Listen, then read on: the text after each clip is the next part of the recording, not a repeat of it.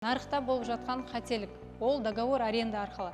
Например, сіз общепит, немесе образовательный центр, садик деген сияқты бизнес аштыңыз. Сіз договор арендаға отырасыз, күшті локация подбирать етесіз, и сол локацияны продвигать ету үшін көптеген ақша жұмсайсыз. Сіздің сол, мысалы, кофейня ашатын болсаңыз, сол кофейняға адамның бәрі үйренеді, и 2 жылдан кейін сізді жаңағы арендаға беріп отырған адам помещениеден қуып шығады. Неге? Ол өзі тура сондай кофейня ашады, кофейняның атын кішкене өзгертеді, и сіз еш нәрсе жасай алмайсыз.